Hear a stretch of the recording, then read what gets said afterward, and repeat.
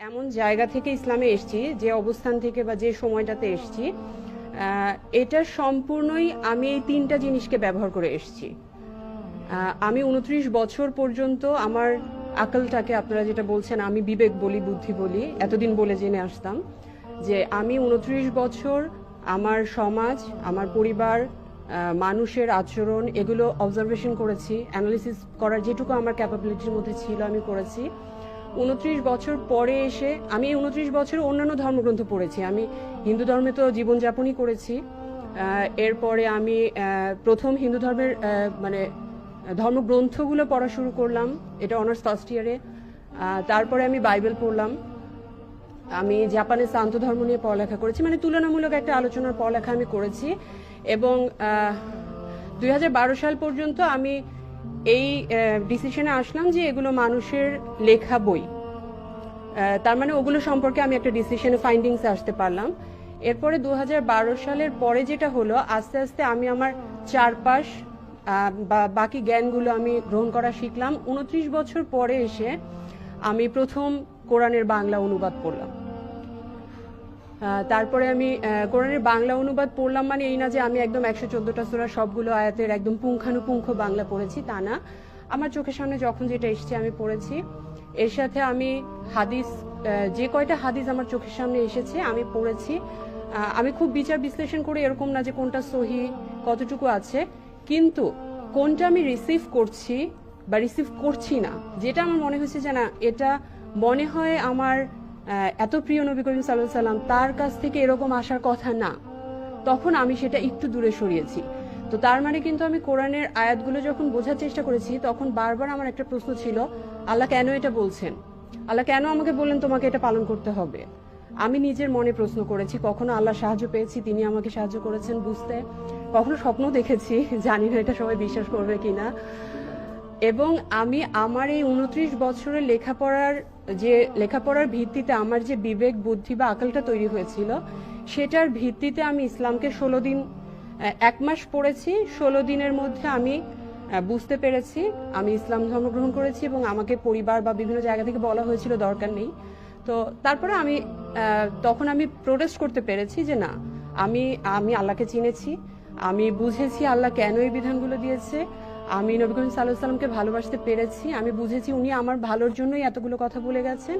সুতরাং আমি আজকে থেকে তাকে তার ওবিডিয়েন্ট হব, বাধ্যতা স্বীকার করলাম, আমি আত্মসমর্পণ করলাম এবং বাধ্যভাবে আমি চলার চেষ্টা করব যখন যেটুকু বুঝে এসছে। তো এক্ষেত্রে যে প্রবলেমটা হয়েছে, আমি অনেক কিছু বলার চেষ্টা করেছি, অনেকে অনেক রকম আমাকে যে নসিহত করার চেষ্টা করেছে। তো যেটা হয়েছে, আমার যে নিজস্ব একটা বুদ্ধি বা বিবেকের জায়গাটা ছিল, আমি কিন্তু ঠিক যতক্ষণ পর্যন্ত না আমি মানসিকভাবে বুঝতে পেরেছি যে হ্যাঁ, আমার কমন সেন্স যতক্ষণ পর্যন্ত না সায় দিয়েছে, আমি কিন্তু গ্রহণ করতে পারিনি। হয়তো সে আমার ভালোর জন্য বলেছে, কিন্তু আমি পারিনি। কারণ ছিল যে আমার নিজস্ব একটা কমন সেন্স, আমার একটা নিজস্ব বুদ্ধির জায়গাটা তৈরি হয়েছিল বা আকলের জায়গাটা তৈরি হয়েছিল। তো আমার পুরো প্রসেসটাই কিন্তু এসছে এভাবে। আমি কিন্তু বারবারই বলছি, আমার মা, বাবা, শ্বশুর, শাশুড়ি, আত্মীয় স্বজন, হাজবেন্ড, অনেকে ভাবে আমি বিয়ে করেছি দেখে ইসলাম গ্রহণ করেছি। বিষয়টা এরকম না। এটা হলে আমি 2012 সালেই করতাম, আমি 2017 সাল পর্যন্ত আমার লাগতো না। সো আমার পুরো বিষয়টা এসছে, আমি যেমন আজকে প্রথম ফিকা নিয়ে, তারপরে কিয়াস, ইজম, এগুলো নিয়ে, বা আরবি গ্রামার, আরবি ভাষাও আমি খুব ভালো জানি না। সো এগুলো নিয়ে কিন্তু আমার ইসলাম গ্রহণে কোনো সমস্যা হয়নি। আমার কিন্তু এই তিনটা জায়গায় কিন্তু এত স্ট্রংলি হয়তোবা হতে পারে আল্লাহ চেয়েছেন, আল্লাহ মানে অবশ্যই আল্লাহ চেয়েছেন, সে কারণে আমি পেরেছি। আল্লাহ সাহায্য করেছেন প্রতি মুহূর্তে। তো এই তিনটা প্রসেসের মাধ্যমে কিন্তু আমার 3 বছরের জার্নিটা, আমি যখন বুঝতে পেরেছি হ্যাঁ, আমার এখন আমার আজকে থেকে নামাজ পড়া দরকার, সেদিন থেকে আলহামদুলিল্লাহ আমার 14 মাস নামাজ কখনো কাজা হয়নি। এটা আমি অহংকারের জন্য বলছি না, 14 মাস কাজা হয়নি। তারপরে যেটা হয়েছে, অফিস বা পারিপার্শ্বিক কারণে কাজা হয়েছে, বাট আল্লাহর রহমতে এখনো আমার নামাজ কখনো ছুটে যায়নি, কোনো ফরজ নামাজ। তারপরে আমি যখন থেকে বুঝতে পেরেছি যে আমি পর্দা করতে চাই বা আমার আল্লাহর বিধান আছে, পর্দা করতে হবে, আমি করেছি। তো প্রত্যেকটা জিনিস কিন্তু আমার কমন সেন্সের সাথে জড়িত ছিল, এটা কেউ আমাকে বাসা থেকে জোর করে করাতে পারেনি। তো এই জিনিসটা কিন্তু ইম্পর্টেন্ট হচ্ছে তাদের জন্য। অবশ্যই আমি বলবো যে আলেমদের যে জ্ঞানের জায়গাটা বারবার যেটা আসছে, আলেমদের জ্ঞানের জায়গাটা তো অবশ্যই থাকতে হবে, নইলে এই জিনিসগুলো পৌঁছাবে কিভাবে? তিনি যদি একজন যদি কোরআন যদি অনুবাদই করতে না পারে, আমার মতো কোরআনের বাংলা পড়বে কিভাবে? আমার তো একটা ভালো অনুবাদ দরকার, ওটার জন্য অবশ্যই জ্ঞান থাকতে হবে। কিন্তু ইসলামকে ধারণ করতে হবে। আমাদের কোরআনে আয়াতে আল্লাহ কি বলতে চেয়েছেন আমি যেটা বুঝি, যেমন আমার একটা হাদিস আমার সামনে আসলো, আমি একদিন আমার খুব কষ্টের একটা কথা একজনের সামনে বলছিলাম, মানে আমার জীবনের সবচেয়ে মানে স্যাডেস্ট পার্ট ছিল ওটা। তো আমি আমার ফ্রেন্ডকে বলছিলাম, তো বলতে বলতে কথা মাঝখানে উঠে চলে গেল। তো ওই দিন আমার খুব মনটা খারাপ হলো। আমি অফিস থেকে বাসায় গেলাম, গিয়ে এমনি পড়ছি হাদিসের বই, পড়তে পড়তে একটা হাদিস আমার সামনে আসলো যে নবী করিম সাল্লাল্লাহু আলাইহি ওয়াসাল্লাম একটা এরকম একটা ঘটনা ছিল যে তিনি বসেছিলেন, একজন এসে সমস্ত কথা বলল, তারপরে সে চলে যাওয়ার পরে নবী করিম সাল্লাল্লাহু আলাইহি ওয়াসাল্লাম ওখান থেকে উঠলেন। তো তার বর্ণনাটা ছিল এরকম, কেউ যদি তোমার কাছে কোনো কথা বলতে আসে, তার কথা অর্ধেক রেখে উঠে যেও না।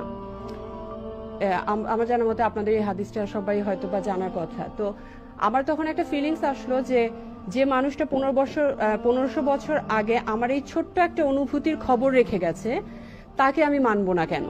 বা তার কথা আমি কেন মানে শুধুমাত্র লজিক দিয়ে চিন্তা করব, ভালোবাসার জায়গাটা কেন নাই ওখানে? তো এই ছোট্ট একটা বিষয় কিন্তু তার প্রতি আমার ভালোবাসা হয়তো আমার মা বাবা সন্তান স্বামী সবার চেয়ে বেশি করে দিতে পেরেছে। তো আল্লাহ তো বলেছেই ওটা যে তোমাদের যখন পুত্র সন্তান স্বামী পিতা এদের চেয়ে যখন আমাকে ভালোবাসবে বেশি, তখনই তোমাদের কবুল করা হবে, বা এরকম বা যাই হোক। তো সেই জায়গা থেকে আমি যেটা ফিল করছি যে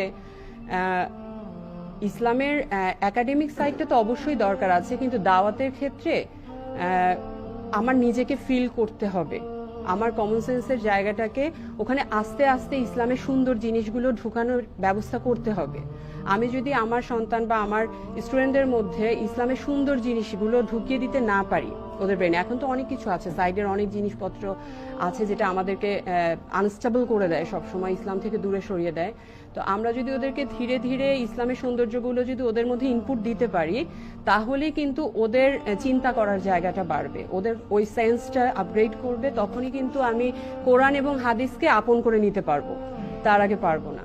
তো থ্যাংক ইউ। ومن أحسن قولا ممن دعا إلى الله وعمل صالحا وقال إنني من المسلمين